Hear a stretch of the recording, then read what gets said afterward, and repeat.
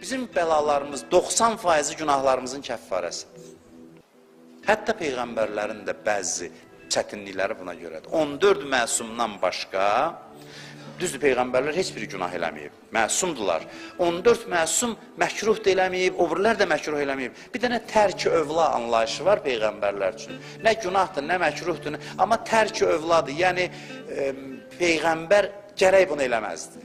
Buna deyirlər tərk-i övla. Amma 14 məsumda bu da yoxdur.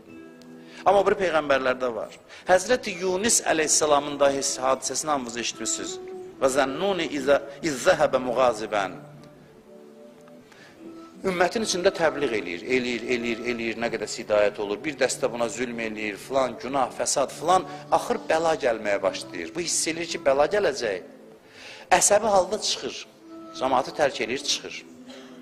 Allah buna deməyib, çıx şəhərdən. Bu çıxır. Bu ki, çıxır şəhərdən, Allah deyir ki, bunu saldıq böyük bir balığın qarnına, bətninə. Niyə görə çıxdın oradan? Beçara bir şey eləməyib, sadəcə çıxıb da, indi çıxıb. Allahın dostusansa gərək diqqətli olasan. Buyurur ki, وَلَوْ لَا أَنَّهُ كَانَ مِنَ الْمُسَبِّحِينَ لَلَّبِسَ فِي بَطْنِهِ إِلَى يَوْمِ يُبْعَثُونَ. Deyir, balığın qarnında təsbih deməsəydi, qiyamətəcən orada saxlayardıq. Həzrət Yunus. Balığın qarnında nə dedi? Bu zikri yadda saxlasız deyin səcdədə. Kim istəsə desin. Bu çox kömək edir adama çətinliklərdən qutarmaq üçün. İndi yadınızda qalmasa da sonra yazıya qulaq asıb yaza da bilərsiniz. Sadədir. La ilahə illa əntə. Subhanəkə inni kuntu minəz zalimin. Buna deyirlər zikri Yunisiyyə. Yunus əleyhissalamın zikri. Namazdan sonra səcdədə 10 dəfə, 15 dəfə, 20 dəfə, nə qədər istəsəz, gücünüz çatan qədər bunu deyin. Bu zikirdən xilas oldu. Günah da eləməmişdi, tərk övla eləmişdi. Bəlası buna görə idi. Həzrəti Yaqub əleyhissalam həmişə süfrə açardı, hər gün. Adamları çağırardı süfrəsinin başına, cəmaat oturardı, yeməyindən yiyərdi. Kasıblar, yoxsullar. Belə adamlar olub, indiki zəngin adamların süfrəsində belə şeylər görmürük. Deyəsən, evinin qapısı açıqdır. Məsələn, həftənin hansısa günü. Bu belə idi. Bir gündə deyir, süfrə açır, cəmaat gəlir, yiyir, biri oruc olur, biraz gez gəlir. Gez gəlir, buna deyirlər ki, özü də demir, Həzrəti Yaqub əleyhissalam, heç xəbəri olmur. Orada da evdəkilər deyir ki, evdə olan adamlar falan, deyir ki, sən gez gəlmirsən də süfrə yığışıb, geçdi biraz. Bu çıxır, gedir evinə, yatanda deyir, Allah, getdim dostluğun evinə, əli boş qayıtdım. Səhər açılır, Allah Həzrəti Yaquba deyir ki, bəlaya hazır ol. Necə yəni, sənin evvə gəlib az geçsinlər. Düzdür, Həzrəti Yaqub özü onu görmür, deyir, amma diqqətli olardı. Diqqətli olardı, niyə görə? O başlayır bəla, Yusuf alır Yaqubdan. Yusuf əleyhissalamı alır. Bir hədisə görə, buna görə idi, bu idi səbəb. Bu idi səbəb. Allah bizim kimlərə bəlanı verir, əksərən ona görə ki, biz günahlarımıza görə oyandırsın bizi, ayıltsın bizi, oyanaq. Allah elə, bəs biz elə bilirik ki, Allah bizi vurur ki, ürəyi soysun. Estağfurullah. Allah ürəyi soymaq üçün, məsələn, əsəbləşməkdən dişimizi qıcıyırıq, vuruq ki, rahat olaq, Allah elə bilir biz belədir. Bunun bir bəla verin, ürəyim soysun bunun günahına. Belə deyil, Allahın bəlaları oyatmaq üçündür. Xoş halına oyananların, adam var, onda da oyanmır.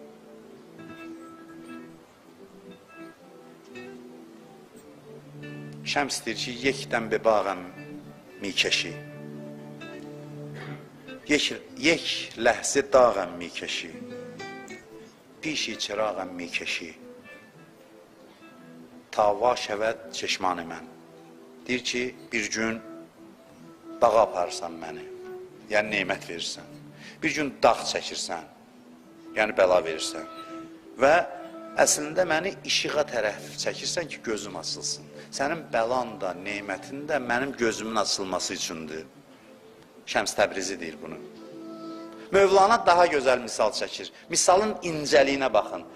Biz, qadınlar xalçanı çırpır, məsələn. Xalçanı çırpanda məqsəd xalçanı döymədir, ya tozu vurub təmizləməkdir. Tozu təmizləməkdir. Mövlana deyir, əslində xalça çırpanda xalçanı yox, tozu vururuq ki, təmizlənsin. Allahın bəlaları belədir. Vurur ki, biz günah tozundan təmizlənək, ortada biz də əziyyət çəkirik də, təbiidir. Amma bizi vurmaq deyildi məqsəd. Məqsəd tozdan təmizləmək idi. Bəlanı belə təşbih eləyən mən görməmişəm Mövlana kimi, Mövlana Cəlaləddin Rumi kimi. Yəni qeyri-məsumlardan danışıram. 14 məsumdan başqaları hamısı az çox tərk-övla, günaha görə bəlalar olub. O biri peyğəmbərlərin də bəlaları, əstəğfurullah, tərk-övlaya görə deyir, bir çox hallarda məqam üçündür. Həzrət İbrahimin məqama çatmaq üçündür. Amma bəzən deyirəm, onlarda da olur, bəzən. 14 məsumda isə bəlaların hamısı onları ucaltmaq üçündür. Ən böyük ibadətləri bəlalarıdır. Peyğəmbər İmam Hüseyn əleyhissalama, Həzrət Peyğəmbər buyurur ki, sənin üçün cənnətdə elə bir məqam var ki, o məqama ancaq Allah yolunda şəhid olmaqla çatacaqsan. Yezid ayə oxuyur İmam Səccada, əsirləri gətirəndə. Baxır İmam Səccada deyir ki, Qurandan ayə oxuyur ki, başınıza gələn bütün müsibətlər günahlarınıza görədir. Gör, bu təhənnə vurur əhl-i beytə. Gör, necə məzlumdur ki, kimlə həmsöhbət olublar, Yezid kimi rəzil bir adamla.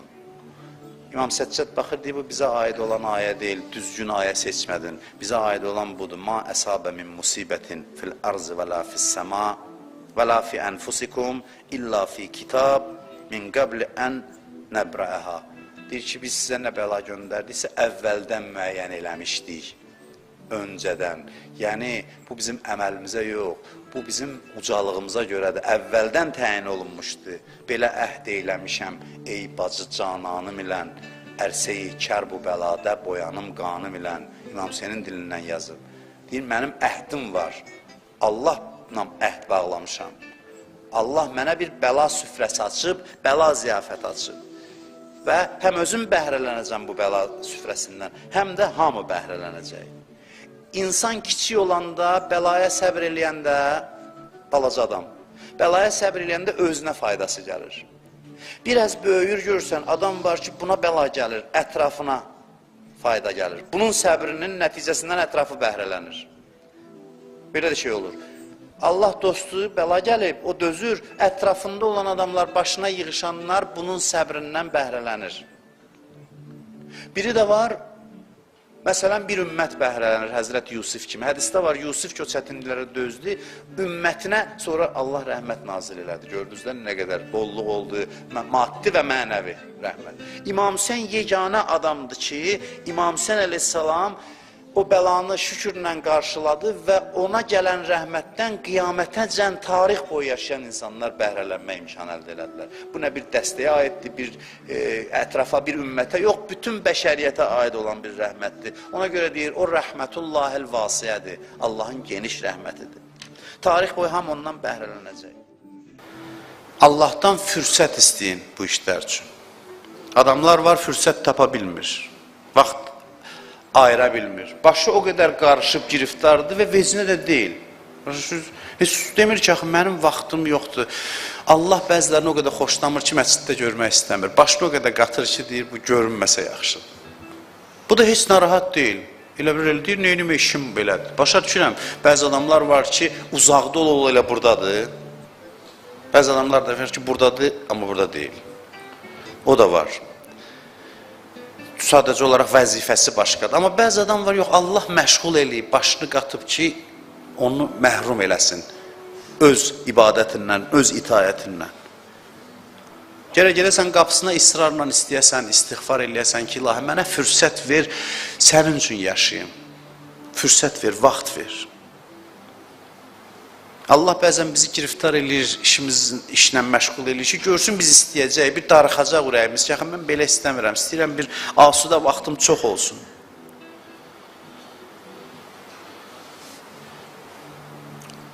İlk vaxtda namaz qılmaq bəndələrin xüsusi vaxtıdır, İmam Zamanın vaxtıdır o. Elə bir asan məsələdir. Bulaşıq adamlara icazə vermirlər. İlk vaxtda, azan vaxtda namaz qılmaq möhtərəm insanlara məxsus bir zamandır. Hər yoldan keçən bulaşmış insanın qapısını bağlayırlar. Saat 4 olur, zöhrü hələ qılmayıb. 5 olur, zöhrü hələ qılmayıb. Çünki o xüsusi dəyərli vaxtı, dəyərlilərə ayırır Allah onu. Dəyərli insanlara ayırır. Asudəli istəyəsən həm vaxt baxımından, həm xəyal baxımından. Həm vaxtın olsun, həm də elə gedəsən ki, bütün vücudunla gedəsən. Bunlar hamısı istəməli sözlərdir. Bu da insanın arzuları. İnsan belə şeyləri arzu edər. Buna məşğul eləyər fikrini. Bunun yolu nədir? Qısa işarə eləyim. Vaxt da çox almaq istəmirəm. Qısa çalışaram ki, işarə eləyim. Ki, vaxtınızı çox tutmayayım. Yolu nədir? Yolu nədir ki, bu duamız qəbul olunsun bizim ki, bizim vaxtımız Allah üçün olsun. Nədən başlayaq? Maddi hacətlərdə bilirsiniz ki, duanın qəbulunun əsas şərti nədir? Maddi bir şey istəyəndə. Maddi bir şey istəyəndə keçmişdə demişəm sizə. Deyir, razı ol, razı halda get, istə verim. Gəl Allah deyir, istə verim. Deyirsən ki, ilahi, mən xəstəyəm, halımdan razıyam. Müalicə də olunuram, amma halımdan məmnunam. Məsləhətdirsə xəstəyəm, min şükür. Amma şəfa da versən, lap gözəl. Bu halından gedəsən. İlahi, mən ehtiyaclıyam, kasıbam, min şükür, razıyam halımdan. Haşiyədir mənim üçün, amma nə olar ki, biraz da ruzudan verəsən. Təbəssümlə də dua eləmək var. İnşallah indi karvan hazırlaşır ziyarətlərə, həm həccə, həm Kərbəlaya getməyə. Mən sizə bir qardaş kimi tövsiyəm budur ki, dərdlərinizi aparmayın imamların qapısına. Dərdlərinizi aparmayın. İmamların hərəmində razılıq halı ilə daxil olun. Razılıq halına ki, mən razıyam, həyatımdan razıyam, sevinç halında. Yoxsa deyirəm də, onu bir alimlərdən biri də deyirdi, mən də sizə demişəm, deyir, gülür, danışır bütün yolu, hərəmə gələndə ən bədbəxt adam kimi bir qiyafədə girir ki, elə bil ki, gələk, nə qədər çox bədbəxt oldun, bir o qədər çox səni qəbul edirlər. Tamamilə yanlış fikirdir. İnsan sevinc əhval-ruhiyyəsi ilə İmam Rızanın hərəminə daxil ola, İmam Hüseynin hərəminə daxil ola ki, mən xoşbəxtəm, mənə bu qədər neymətlər vermirsən. Axı, mən əziyyət çəkirəm, mən necə deyim, Allah bilir, sən əziyyət çəkirsən. Amma bilirsiniz, nə eləmək istəyir? İstəyir mələklərə göstərsin, baxın, bəndəmə əziyyət verirəm, razı halda gəlib mənim qapıma. Baxın, görün, nə yaratmışam. Mələklərə səni göstərmək üçün sənin əziyyətini görür, sadəcə istəyirsən əziyyətlər müqabilində şikayət edib, yox, razılıq halı ilə Allahın qapısına gedəsən. Desən, Allah, şükür, hər şeydən razıyam, amma borcum var. Məsləhət bilsən, mənim üçün yetir borcumu ödəyim. Məsləhət bilmirsənsə, borclu qalaram, yenə də təlaş eləyərəm. Bax, belə halla insan gedə Allahın qapısına. İmam Həsən əleyhissalamın sözü deyir, kim razı halda Allahın qapısına getsə, mən İmam Həsən zəmanət verirəm duasının qəbuluna. Duası qəbul olar. Allah halın müştərisidir. Verib verməmək asan məsələdir, bunu yadda saxlayın. Bir dənə bilin ki, kimin huzurundasınız da, hər şeyin xəzinəsi onun əlindədir. Niyə verməsin? Niyə verməsin? Halı istəyir, halın müştərisidir. Halı yaratmaq üçün məhrum eləyir səni. Məhrum eləyir ki, nəhayət ki, sən bu halı yaradıb, özün xoşbəxt olasan. Sənin əsirgəmək üçün yaratmayıb ki, onsuz da yeri göyü sənin ixtiyarında qoyub. Hərdən deyib, verməyin, görək nə olacaq? Halı nə olacaq? O haldır mühüm. Verməyəndə də deyəsən, sən mənim Rəbbimsən. Az verməmsən ki, bunu istəmirsən, vermə. Onda deyir, bəs deyil, bunu istəyirdim. Hacətini verin ona. Biz amma deyir, bədbəxtəm, biçarəyəm, bu nə işdir başıma açmısan, Allahla dava dilində dua edirik. Belə şəkil. Onda da bəzən verir ki, verin səsi kəsilsin, səsindən zəhləm gedir. Acığım gəlir. Amma elə olmasın. Allah fəxr eləyə versin ki, görün nə bəndə yaratmışam, bu qədər problem içində şikayət eləmir. Hər iki halda verir, amma baxır necə verir, hansı şəkildə verir. Mənəvi məsələlərdə necə? Bu maddi məsələlərdə. Mənəvi məsələlərdə belə deyil ki, mən razıyam. Mən gecə namazı qılmaq istəyirəm, qıla bilmirəm, razıyam halımdan. Bu düz şey deyil.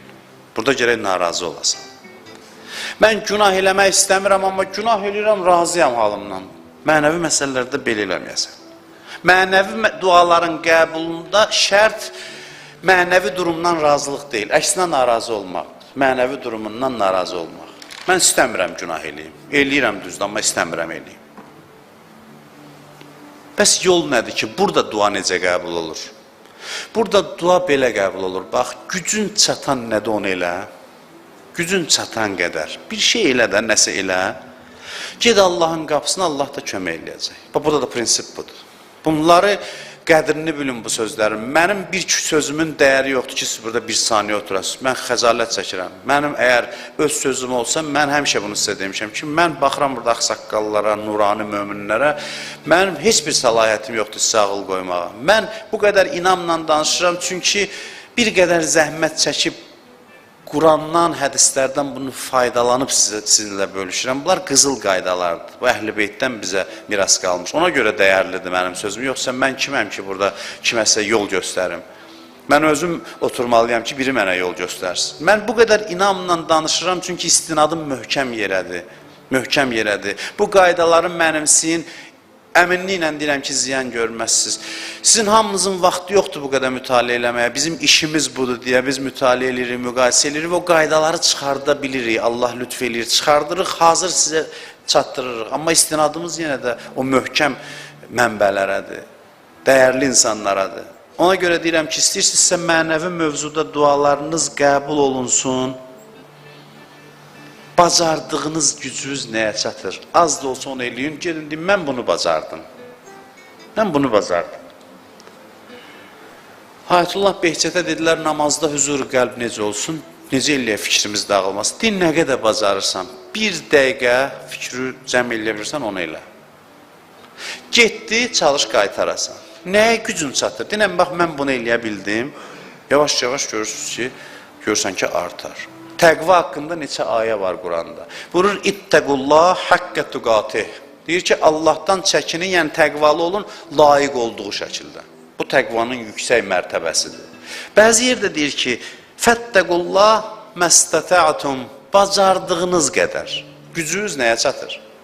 Gücün çatan qədər az da olsa təqvaya riayət elə. Az da olsa təqvaya riayət elə.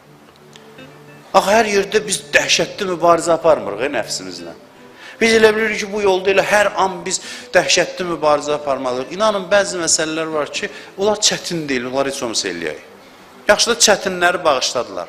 Çətin deyil, asan bir neçə işlər var ki, sadəcə düşünməklə onu həll eləyə bilərik. O asanları eləyək, qalan şeylər düzələr. Biri var, mübarizə aparasan, günah eləməyəsən. Biri var ki, deyir, günah elədin. Günah elədin də indi. Elədin. Heç olmasa istiğfar da elə. Bu ki, çətin deyil, bunu da eləmirik. Bunu da eləmirik. Heç olmasa istiğfar elə də, getdin, əstəğfirullah, Rabbi və tubulə. Etiraf edirəm, səhv eləmişəm. İnanın ki, bu böyük bir şeydir. وَالَّذ۪ينَ اِذَا فَعَلُوا فَاحِشَةً اَوْ ظَلَمُوا أَنْفُسَهُمْ ذَكَرُوا اللّٰهِ فَاسْتَغْفَرُوا لِذُنُوبِهِمْ وَمَنْ يَغْفِرُ الذُّنُوبَ اِلَّا اللّٰهِ Nə gözəl ayələrdir. Buyurur ki, o kəslər ki, pis iş gördülər və yaxud da özlərinə zülm elədilər, Allah yadlarına düşür və gedirlər, istiğfar edirlər ki, ilahi bizi bağışla. Ondan sonra deyir ki, وَمَنْ يَغْفِرُ الذُّنُوبَ اِلَّا اللّٰهِ Allahdan başqa kimdir ki, bağışlasın? Bunu ki, bacararsan, eləmirsən günahı, yaxşı. Halal xoşumu deyim, haram xoşumu deyim, eləmirsən. İndi get qapısına deyən ki, ilahi, məni bağışla, mən səhv eləmişəm. Bunu da eləmir. Deyirlər, xoşbəxt o adam ki, hər günahının yanında bir istiğfarı da var. Bu böyük bir işdir. Allah böyük sayır, böyük deyil. Allah o qədər əhəmlidir ki, deyir, bunu eləsən, İnnəllaha yuhibbut təvvabin. Mən günah eləyəcəm, tövbə eləyəcəm, Allah deyir, mən səni sevirəm. Çünki sən tövbə elədin. Bu sevgi cavabsız qalır, yox. Bu sevgi güc verir ki, sən sonradan növbəti günahlarla mübarizə aparasan. Əlindən gələni elə. Mənim sizə tövsiyəm bu. Biz böyük şeyləri arzuluyuruq, deyir, çətindir. Amma əlimizin altında asan işlər var ki, onları eləyək. Allah görsün ki, bu asanları özü eləyir. Yenə də Allahın lütfu lazımdır, amma cəhd lazımdır, cəhd və bu cəhd halı. Cəhd eləyək ki, asan işləri görək. Qəlbimiz belədir ki, hərdən bizə yaxşı şeylər ilham eləyir, qəlbimiz. Fikir verin, hərdən qəlb deyir ki, dur filan işi gör. Qəlb belə bir şeydir ki, elə ki, gördünüz yaxşı bir işi ilham eləyir, onu əldən qaçırtmayın. Onu eləyin. Etinasız olmayın. Etinasız olmayın qəlbin sözlərinə. Bax, muizədə oturmuşsunuz, bir dənə şeyə həvəs yarandı sizdə. O həvəsdən yapışın, deyim, mən o həvəsi icra eləyəcəm. Bu qızıl anlardır həyatda. Bir istək yaranır. Qəlb deyir, dur bu işi gör, bu şeyi elə. Qulaq as bu istəyə. O adamlar ki, qəlblərinin müsbət sözlərinə diqqət eləyib, onu eləməyə çalışırlar, Allah ilham edir hərdən qəlbə ki, denən ona ki, bunu elə. O ki, ağlığa gəldi, niyə üstündən keçirsən? Denən, bəlkə bunu eləyim. İlham gəldi ki, bir sədəqə verim. Biraz bugün pulum var, bir ehtiyaclı adam tapım kömək eləyim. Bu gəldisə beynimə, bil ki, Allahdandır, bu yaxşı işdir. Bunun üzərindən etinasız keçmə. Adam fikir vermir bəzən, yaxşı ilhamlar gəlir, durun bir cüz Quran oxuyayım, cüz yox, 5 ayə Quran oxuyayım. Qəlbdir də gəldi, keçdi. Etina eləmir, fikir vermir. Cinayət deyil bu, cinayət deyil, amma qəlbin ilhamlarına diqqət eləməyəndə ürək başlayır qaralmağa yavaş-yavaş. Qaralmağa başlayır. Küsür səndən. Küsür. Adam var ya, görsən, deyirsən, 100 dəfə deyirəm, onsuz da xeyri yoxdur. Qəlb bax belədir. Qəlb bir dəfə deyir, 2 dəfə deyir, yaxşı işləri görür, eləmirsən, deyir, xeyri yoxdur. Üz çevirir səndən. Öz qəlbin özündən küsür. Sonra da demir, deyir, demək mənasızdır buna. Ha, bunlar insanın içində olan qaydalardır, sizə çatdırıram. Qəlb belədir, bir gün qəlbin əl çəkir səndən, ilham yolu bağlanır, 50 dənə sənə yaxşı söz dedi, birini saymasan necə olar? Deyək ki, məni saymır da, nə qədər özümü pis eləyim. Bax, qəlb də belədir, ilham da belədir. Yaxşı söz gəlir fikir və yaxşı fikir gəlir, eləmirsən, bir dəfə, 2 dəfə, 3 dəfə görsən, bağlandı, üst çevirdi, deyir, bu adam saymır. Qəlb küsəyəndir, küsmək xüsusiyyəti var. O işlər ki, yaxşı işlərdir, sənə ilham olur, çoxsu da asandır, onu dur elə də zəhmət tələb eləmir ki, dur elə, asanlardan başla. Çətinləri bacarmırsan, yaxşı, dur, mən buna gücüm çatmır. Amma asanlardan başla. Demək ki, sonra eləyərəm. Elə demək heç vaxt. Öz ruhun, qəlbin ağzından vurma, özür istəyirəm ki, deyən də sən də, belə demə. Bunlar hamısı Allahın lütfüdür. Övliyalar bilirsiniz kimlərdir? Böyük adamlar. Kiçik işlərdən başlayıblar. Qəlbləri onlara nə xeyirli məsləhət verib, ürəyinə düşüb ki, durun bu yaxşı iş görüm, orada qulaq asıblar. Bir dəfə, 2 dəfə, 3 dəfə yavaş-yavaş görürsən ki, Allah da ilham qapısını açıb onlar üçün. Nə bilim, mənə qəlbim düz deyir. Bu da sualdır da, qəlbim bəlkə səhv bir şey deyir. Hansı yerlərdə ki, yəqinim var, bu düz sözdür, onudur eləyib yoxdur. Ki, burada problem yoxdur. Oturmuşam bekar, deyir ki, dur 2 rükət namaz qıl. Burada nə çək çevirə düşürsən ki? Aydın məsələ, dur onu elə. Eləyirsən, bunun faydası var insana, çox faydası var. Qəlbindən nəsə keçdi, bir diyan qulaq as səsinə. Deyirən, doğrudan, bəlkə bunu eləyim. Bir dənə səhərdən fikir verin, hərdən qəlbimizə nə yaxşı fikirlər gəlir. Etinasız olmayın, öz fikirlərinizə. Vaizənli nəfsih var hədislərdə. Adam özü-özünə vaiz ola. Heç bir minbər o gücdə deyil. Özün özü nəsiyyət elədiyin kimi. Biz burada əldən ayaqdan gedirik ki, insanlarda bu qığılcımı yarada bilər ki, nəfsi özü-özünə vaiz olsun, özü-özünə nəsiyyət eləsin. Hər bir əxlaq dərsindən üstünü budur. Qəlbin incə səsinə qulaq asın. Hərdən deyir, evdəkilərə bir məhəbbət elə, bir məhəbbət göstər. Hərdən deyir, məsələn, bir qohum var filan kəs, bir dənə ona dur zəng elə. Deyirsən, deyən getdi, yaxşı fikir getdi, birinə, üçünə, beşinə əməl eləmirsən, qəlb başlayır məsləhətlərini kəsməyə səndən. Başlayırsan qaralma yolunu getməyə, ruhun qaralır. Allah ilham eləyir, Quranda ayəsi hardadır? Və nəfsin və mə səvvaha. Allah nəfsi yaratdı, and olsun nəfsə və onu yaradana, fəəlhəməha, fucuraha və təqvaha. Pislikləri və yaxşılıqları ona ilham edənə, pislikləri və yaxşılıqları pıçıldayır. Daxildə bir peyğəmbər var, hey sənə yaxşı işləri tövsiyə edir, asanlarını seç elə, asanlarını seç elə. Biz sadəcə qulaq asmırıq, öz qəlbimizin səsinə. Sabahdan adət eləyək ki, öz ürəyimizin sözlərinə qulaq asaq.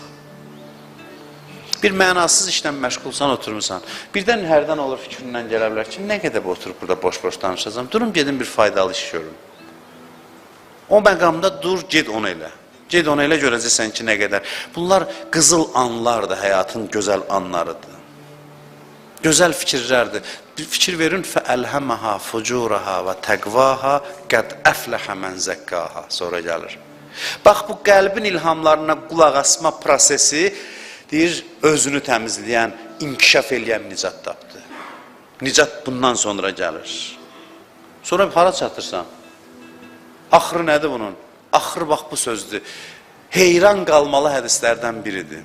Əl əleyhissalamdandır. Həzrət Əmirül-Müminin əleyhissalam buyurur ki, İttəqu zununəl müminin fə innəllaha təbarəkə və təala cəaləl haqq alə əlsinətihim. Deyir ki, möminlərin güman və zənnləri barədə diqqətli olun, ehtiyatlı olun.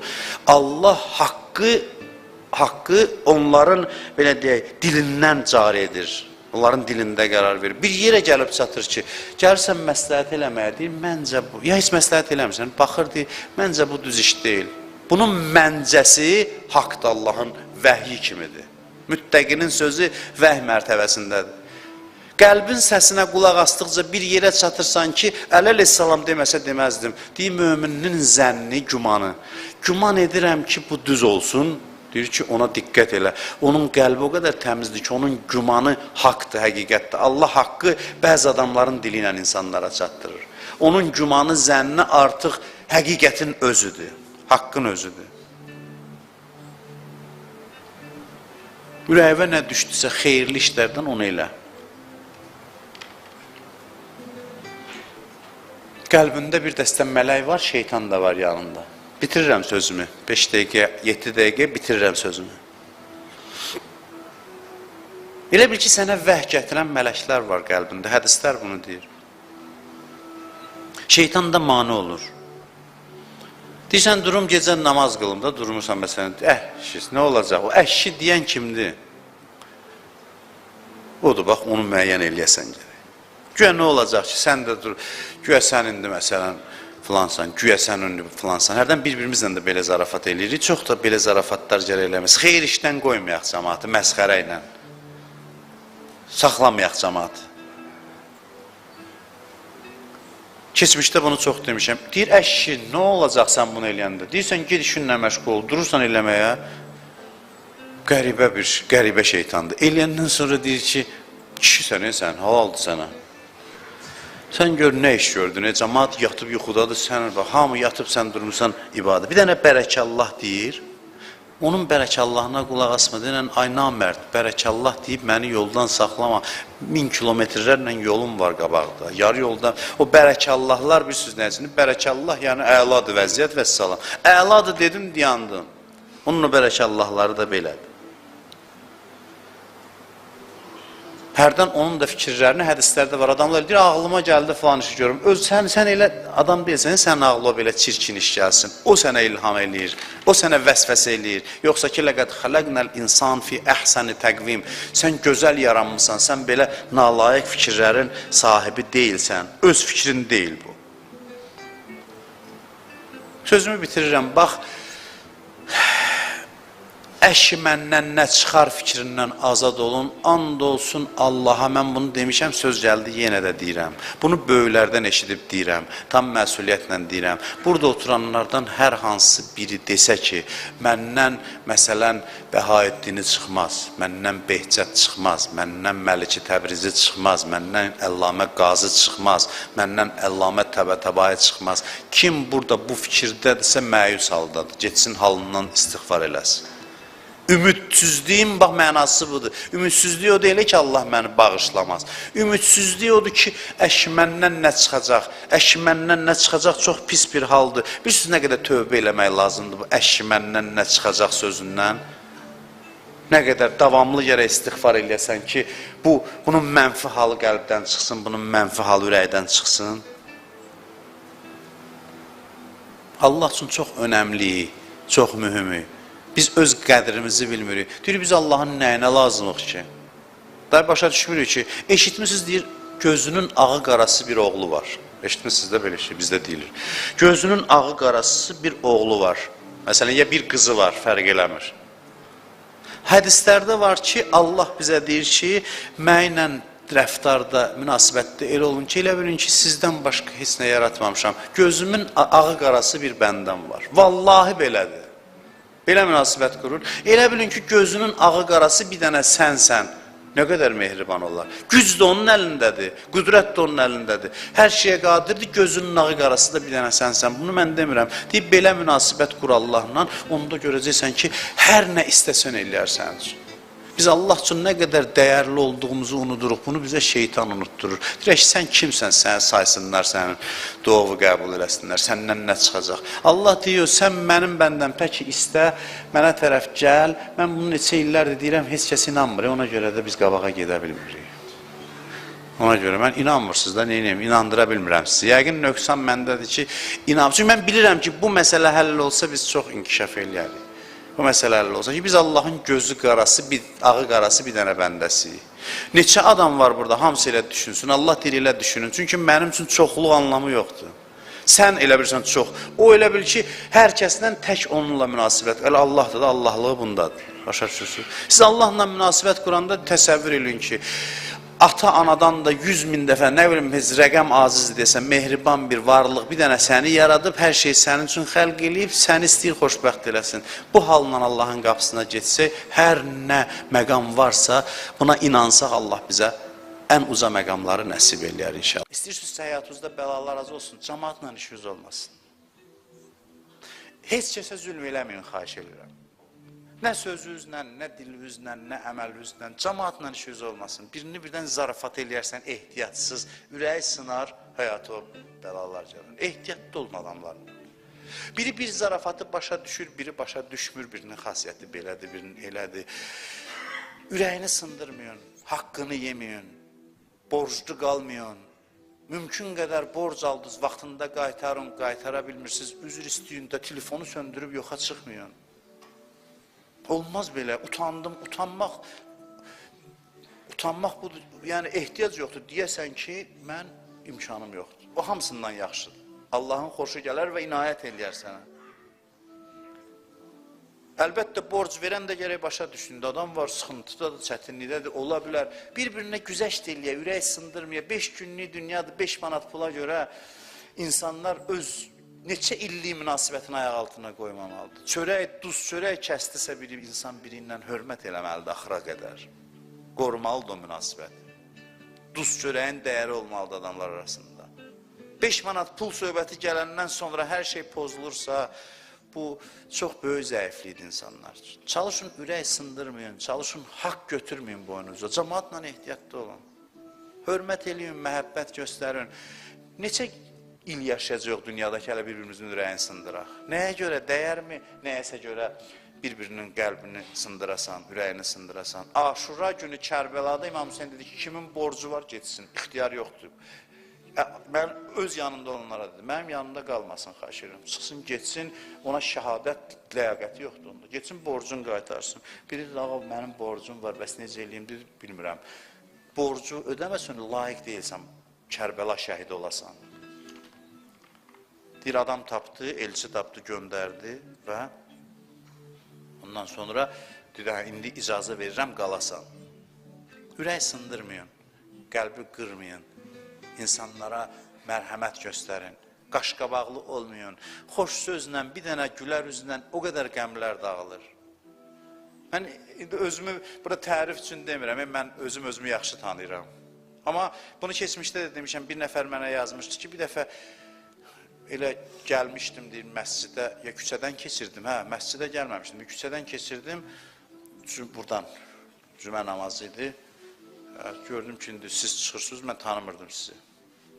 Gördüm, çıxırsınız, deyir, yandım baxmağa, deyir, elə uzaqdan mənə baxdınız, məni də tanımırsınız, nə mən sizi, nə siz məni, deyir, bir dənə təbəssüm elədiniz mənə, deyir, o təbəssüm kifayət elədi ki, mən ondan sonra dinə gəldim. Bir dənə gülüş. Mən yenə deyirəm, özümü tərifləmirəm, də Allah bunu eləyib, adama bəzən özü də bilmirsən, özünü də bilmirsən.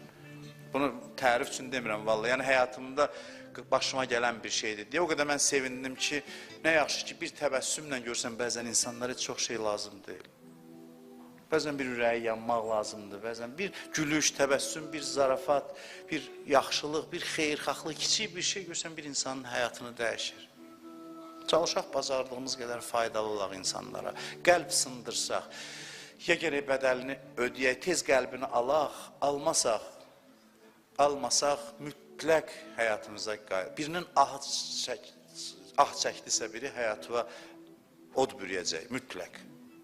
Elə eləyin ki, qəlblərə toxunmayasınız, ürəklərə toxunmayasınız. Xüsusilə bu bayram günlərində küsənlər də gərək barışsın, kinlər ürəkdən çıxsın, insanlar mehriban olsun. Qızdırma içində bir qadın yanırdı, Şeyx Rəcəbəli xəyyatla mindi, taksiyə mindi, gördü, bu da oradadır. Deyirsən, çöndü, dedi ki, uşağı ilə vurmazlar. Ne qədər eləyirdi, qızdırma düşmür. Dedi, hansı uşağı, dedi, öz uşağı. Deyir, mən bunu bir həftə qabaq vurmuşam üzünə, şillə vurmuşam uşağında, anadır, öz uşağını. İndi ürəyi yadından çıxıb oynayır, deyir, gülür, yox, deyir, yadından çıxmıyor. Onun ürəyində incilik qalıb, körpə uşaq. Ged onun ürəyini al, sonra sağalacaqsın. Bəli, tibbi qaydalar var, qızdırmanı salan dərmanlar var, onların hamısına müraciət eləmək vacibdir, amma bu şeylər də var. Mənəvi məsələlərdə maddi həyatın qanunlarına bu və ya digər şəkildə təsir göstərir, sirayət eləyir. Ona görə də çalışaq ki, insanların ürəyini sındırmayaq, qəlblərini sındırmayaq, cəmaatın haqqı boynumuzda qalmasın. 5 günlük dünyadır, elə yaşayaq ki, cəmaata narahatçılıq yaratmayaq. Cəmaat bizim yanımızda şad olsun, sevinsin, ürəyi açılsın və cəmaatın qəmlərini dağılır. Öz daxilində olan hisslərdən, meyillərdən, istəklərdən tam xəbərdar deyil. Bu gizli hisslər, gizli xüsusiyyətlər nə zaman baş qaldırır, özünü göstərir? Hadisələr çalxalayır insanı, ruhu belə deyək, nehrə kimi çalxalayır və içində olanları üzə çıxardır.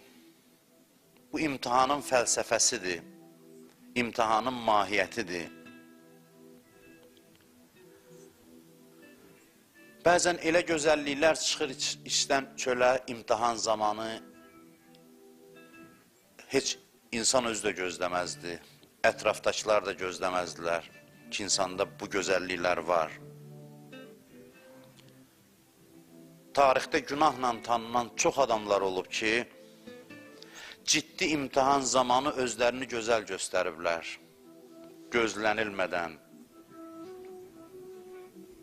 Özlərini yaxşı tərəfdən göstəriblər. Hətta şəhadətə çatıblar, şəhidliyə ucalıblar. İnsan özünü tanımır tam mənasında və bu özünü tanıma prosesi necə baş verir? Allah yardım eləyir. Hadisələrlə, imtihanlarla, sınaqlarla ruhumuzu çalxalayır və iç qatını üzə çıxardır. Proses bundan ibarətdir. Dünən bir şəhidin evində idi, atası deyir ki, biz oğlumuzu o şəhid olandan sonra tanıdıq. Biz gözləmirdik ki, bu belə bir adam olsun. Onu tamam başqa yöndən tanıyırdıq. Mən deyir, atası olaraq ondan indi dərs alıram. Görürəm ki, mən nə qədər məsələlərdə ondan geridə qalmışammış. Onun indi sözlərini danışırlar, onun barəsində mənə bəzi sözlər döyüş yoldaşları deyir. Mən deyir, onu indi kəşf edirəm valideyn olaraq. Və görürəm ki, o məndən çox başa düşüb bəzi şeyi. Mən o qədər başa düşməmişəm. Və bunu dünən şəhid Rafiq, onun atası, dünən evlərində idi, o danışırdı.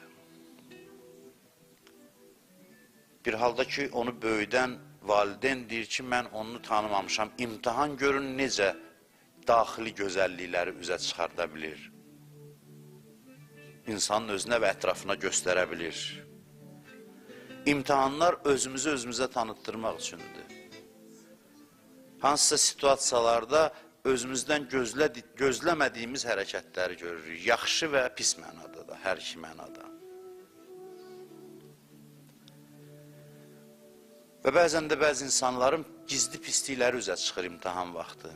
Adi halda görünməyən imtihan vaxtı deyəndə imtihan hər vaxt imtihandır, amma bəzi xüsusi imtihanlar var. Onlar lap ruhu çalxalayır, içini üzə çıxardır. Hədis var ki, mömin həmişə bir pisliyi ilə mübarizədədir. Hər gün, hər dəqiqə bir pisliyi ilə mübarizədədir. Bir pisliyi əzir, sıradan çıxardır İmam Sadiq əleyhissalam buyurur, növbətçi üzrə çıxır. Sonra onunla mübarizə aparır. Bu proses nə vaxtacan davam edir soruşdular. Dedi ki, ruhu bədəndən çıxana qədər. Pisliklər bir-bir üzə çıxır, onunla mübarizə aparır. Və bu prosesi imtihanlar gücləndirir. İmtihanlar bizə kömək edir bu məsələdə. Onu görə içində saxlamayasan pislikləri. Yoxsa həll edici məqamda gəlir, elə zərbə vurur ki, özünə gələ bilmirsən. Zubeyr öldürüləndən sonra onun cənazəsinə baxanda Həzrət Əleyhisselam buyurdu ki, 30 il bundan qabaq bunun ürəyində mənə qarşı həsəd oyanmışdı, indi özünü göstərdi. 30 il qabaq. Hərçənd ki, məsələn, Fatimiyyə zamanı, Fatimiyyə hadisəsində Zübeyrin o pisliyi üzə çıxmamışdı. Çünki Əli qüdrətdə deyildi. Onda qılınc çəkən yeganə adam Zübeyir idi. Əliyə dəstək vermək üçün. Amma Həzrət Əleyhisselamın qüdrətə çatdığı zaman o gizli həsəd ki, 30 ildir qəlbində bəsləyib, saxlayıb, o gəldi üzə çıxdı və pis üzə çıxdı, pis şəkildə. Gəldi, Əli ilə üzzə qoydu onu. Əli Əleyhisselamla düşmənçilik elədi və bu yolda öldürüldü. Bizim içimizdə yaxşılıqlar və pisliklər var ki, özümüz xəbərsizik onlardan. Onlardan məlumatımız yoxdur.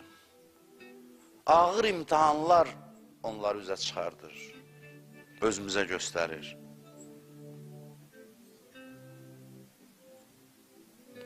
Mən neçə həftədir bunu deyirəm. Əvvəla bunu deyim ki, bu həm fərdi, həm ictimai mövzudur. Yəni, necə fərdin içində olan gözəlliklər və çirkinliklər imtihan zamanı çıxır, həm də cəmiyyətin də daxilində olan pisliklər və yaxşılıqlar imtihanlar zamanı üzə çıxır. Bəzən bütövlükdə cəmiyyət tənəzzül edir, bəzən bütövlükdə cəmiyyət tərəqqi edir. İmtihanlar necə tək-tək fərd üçündür, eləcə toplumlar üçün, xalqlar üçündür. Xalqların da imtihanında xalq özünü göstərir bir cəm olaraq.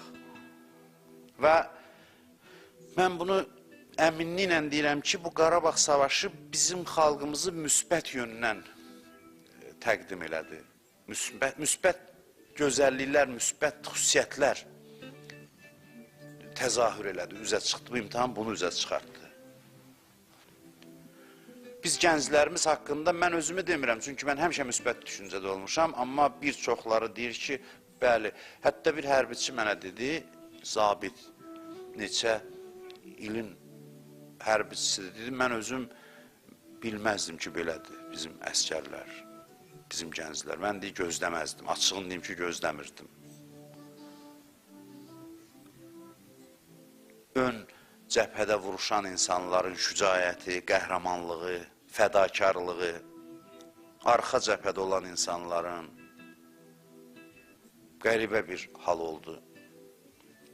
Bu imtihan bizi gözəl yöndən, əsasən, təbii ki, negativ hallar var. Onu da, belə deyək, örtbasdır eləmək olmaz. Onları da üzə çıxardıb, tənqid eləyib, əlac eləmək lazımdır. Hər şey yaxşıdır deməklə hər şey yaxşı olmur. Bəzən mənfi, negativ hallar da ola bilər. Amma ümumilikdə götürəndə xalq özünü çox gözəl nümayiş etdirdi. Bu ağır imtihandan uzaq çıxa bildi. O gün bir ruhani danışır ki, bir ana idi gördüm, dizin bir şəhid cənazələrinin qarşısından keçir, diz üstə öpür onları. Deyim, mən istədim, əlindən tutam, qaldıram, dedi ki, mənlə işin olmasın, nə mən niyyət eləmişdim ki, qələbə çalan gün gələcəm, bütün o şəhidlər xiyabanını gəzir diz üstündə, dizin gəzir və o şəhid məzarlarını öpürdü, deyir. Dünən elə getdiyimiz o şəhidin evində bir cavan qızdır, gənc. 2 şəhidi seçib özü üçün onlarla maraqlanır, onların həyatı ilə göstərirlər ki, məktub yazıb şəhidə ünvanlayıb. İndi heyf ki, mən onu üzdən oxuya bilmirəm. O məktubu orada oxuyanda adam doğrudan da heyrətə gəlir ki, bir gənc qızda bu qədər mərifət hardandır, nə şəkildə bir məktub ünvanlayıb. Axirətdən, qiyamətdən, cənnətdən danışır. Deyir ki, əvvəla deyir, cənnətdə qeyd elədiyin ilk yeni il münasibəti ilə təbrik edirəm. Ondan sonra mən gözləyirəm ki, gəlim cənnətə və səninlə orada görüşək. İki şəhidə belə bir məktub yazıb. Məzmunu çox təsirli idi. Yəni, elə belə dildə yazılan, boğazdan yuxarı yazılan bir söz deyildi. Sanki bir bacı kimi şəhidə yanaşır və deyir, ailəsi ilə də tanış olub, indi istəyir ata-anası ilə də görüşsün və belə özünə doğma bilir. Yəni, kiminsə qardaşı, kiminsə övladı yox, elə öz qardaşı kimi yanaşır. Və şəhidlərin hər birinin evi bugün bir ziyarətgaha çevrilib, ocağa çevrilib bir xalq üçün. Bütün bunlar dəyərdir. Həqiqi mənada dəyərdir. Bu dəyərləri görməməzliyə vurmaq olmaz. İndi Fatimiyyə günləri də Əyyam-ı Fatimiyyədir. Yeri gəlmişkən deyim ki, Mədinə cəmiyyəti həmin o ictimai imtihandan uzaq çıxa bilmədi. O imtihandan kəsildi, özü də pis şəkildə kəsildi. O cəmiyyətdən can, mal istəmirdilər. Onları ölümlə təhdid edən yox idi. Onların sadəcə ictimai məsuliyyətə ehtiyacları var idi ki, özlərini o yöndən göstərsinlər ki, Peyğəmbər qızına dəstək versinlər. Peyğəmbər qızı nə qədər çıxış elədi onların qarşısında, hamısı sükutla qarşıladı, danışmadılar, dinmədilər. Məsciddə xanım çıxış eləyəndə Ümmü Sələmə dözmədi, pərdə arxasından dedi ki, bu danışanı tanıyırsınız, yadınızdan çıxıb yoxsa? Bu danışan Peyğəmbərin qızıdır, danışan siddiqədir, doğrucudur, hər sözü düzdür. Bu sizə dəlil gətirir, çaşqınlıqla dayanıb, zillənib baxırsınız. Bu, Allahın doğrucu seçdiyi bir insandır. Onun sözünə heç bir reaksiya vermirsiniz. Cəmiyyət ölmüşdür artıq. Ölü vəziyyətdə cəmiyyət bax elə olur. Heç bir reaksiya vermir. Ölü reaksiya vermir ki, nə inirsən elə reaksiya vermir. Bunlar da belə vəziyyətdə idi. Bir cəmiyyət ki, Həzrəti Fatimənin fəryadını eşitmir, o çox durğunluqda olan cəmiyyətdir. Tənəzzül eləmiş cəmiyyətdir. Və xanım Zəhra onları məhrum elədi. Özündən, məzarından məhrum elədi. Dəfnindən məhrum elədi. Bir cəmiyyət Fatimədən məhrumdursa, o çox çirkin, eybəcər bir cəmiyyətdir. Və cəzasını da çəkdilər. İllər keçəndən sonra hələ onlar özlərinə gəlmədi. Yezid elə bir qətliam törətdi orada ki, namuslarını özlərinə halal bilirdi onun əskərləri. Baxmadılar kimin namusudur. Bu, həmin o Fatimiyyənin intiqamı idi, Allah onlardan alırdı. Bu, Həzrət Fatimənin fəryadının cavabsız qalmasının cəzası idi.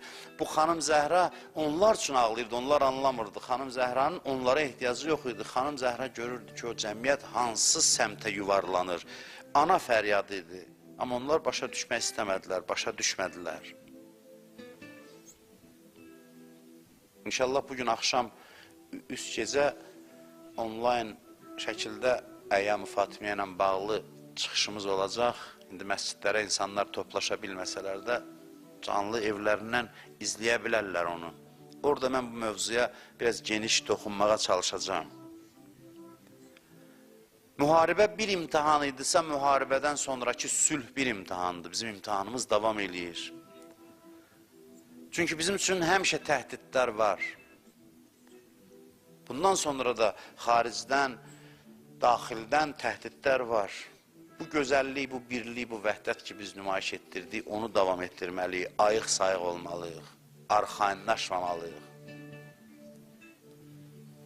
Minəl-mu'mininə ricalun sədəqu ma ahədullah aleyh və minhum mən qəza nəhbəh və minhum mən yəntəzir.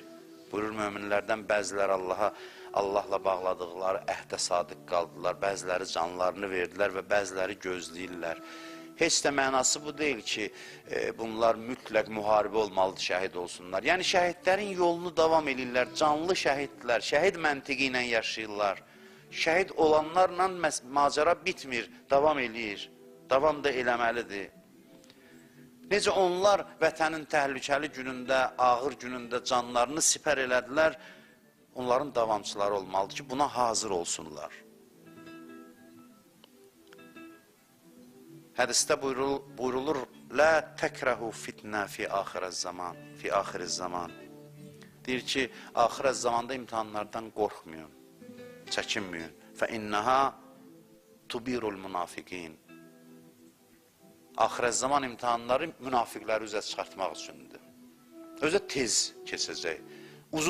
Uzadı davam eləməyəcək. İmtihanlar tez olacaq. Nəticə də tez olacaq.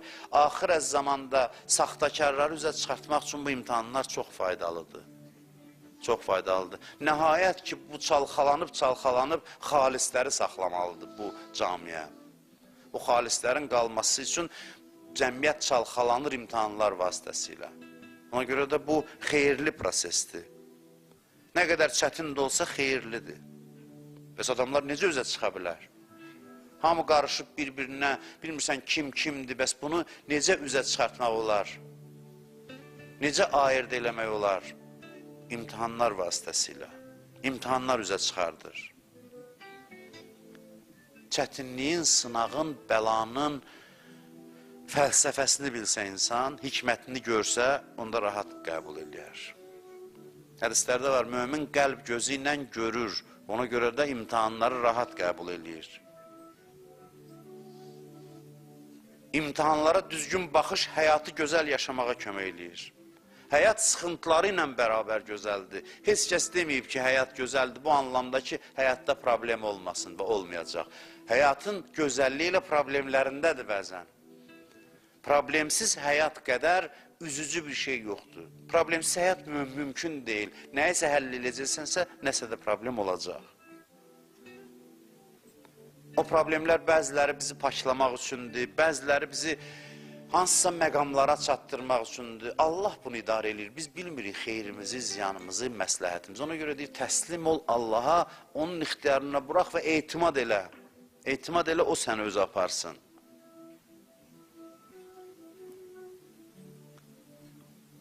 Bir arifin yanına deyir, getdi, qəribə adamlar vardı oradan da. Nə məsumdur deyəsən, Allahın imamıdır, peyğəmbəridir, yox. Deyir, getdi, xəstə idi, həkimlər demişdi ki, bu qalası deyil, bu getməlidir, ağır xəstədir. Getdi, deyir, yanına uzanıb yataqda.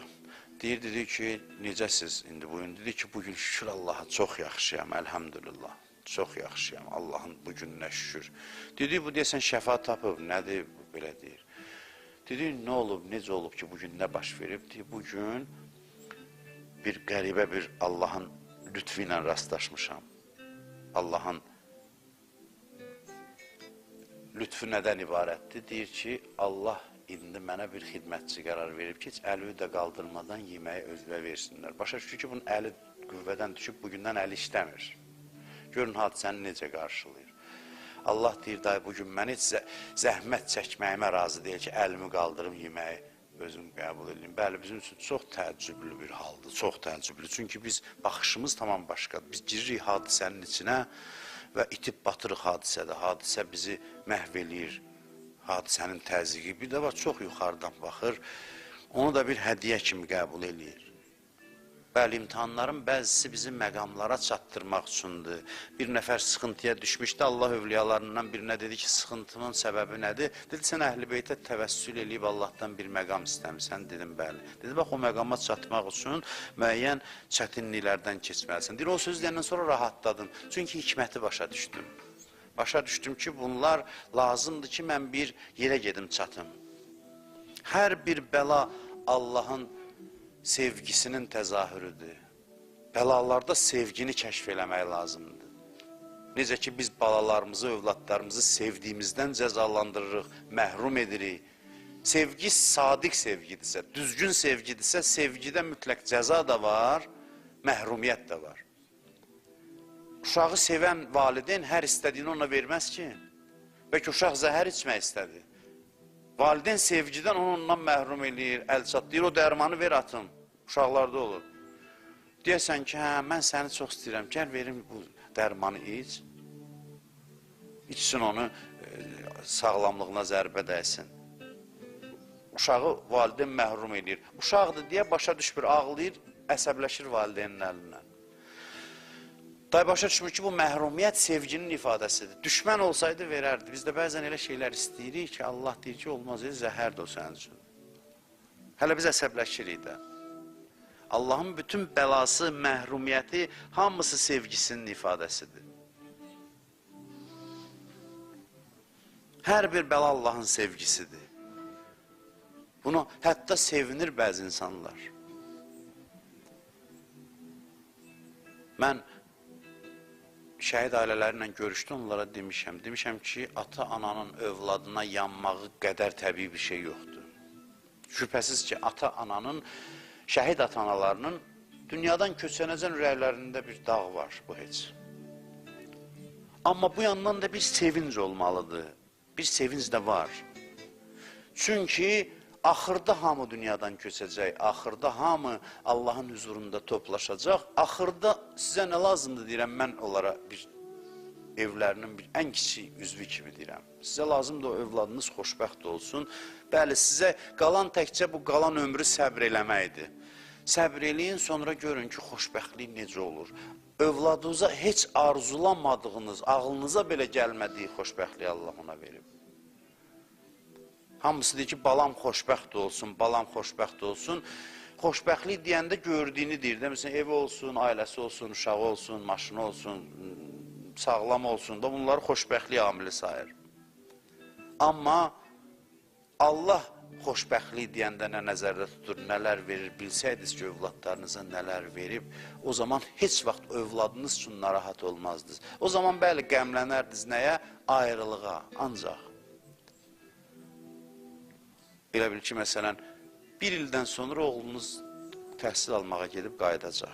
Bilirsiniz, orada vəziyyəti yaxşıdır, hər şey qaydasındadır, amma darıxırsınız da bir il müddətdə siz qəmlənirsiniz, tutaq ki, kədərlənirsiniz. Şəhidin valideyninin vəziyyəti belədir. Ona görə də bəlanı başa düşəndə, çətinliyi başa düşəndə hətta bəzi insanlar sevinir ona. Başa düşənlər sevinir. Həzrət Əli əleyhissalama dedi Peyğəmbər ki, sən şəhid olanda, alnından qılınc dəyəndə necə səbr eləyəcəksən? Bizcə sual verdi, dedi ki, qılınc alnımdan dəyən vaxt mən dünyadan köçəndə əfi səlamətin min dini, dinim salamat qalacaq, mən müsəlman olacağam. Adam bilmir nə desin Əlinin bu təvazökarlığı qarşısında. Deyir, ya Rasulallah, mən müsəlman kimi öləcəm, deyir ki, bəli, imanın özüsən sən. İmanın təcəssümü sənsən. Ondan sonra deyir ki, həmin o suala cavab verir. Həmin vaxtda necə səbr eləyəcəksən deyib, soruşun, necə şükr eləyəcəm? Bu sevincimi necə ifadə eləyəcəm? Allahın bu neymətinə necə şükr eləyəcəm? Mənə şəhidliyi qismət eləyən məqam, alnıma qılınc zərbəsi enən zaman bu sevinci, bu neyməti necə dəyərləndirəcəm? Bunu soruşun. Bura səbr məqamı deyil, ya Rasulallah. Bura şükür məqamıdır.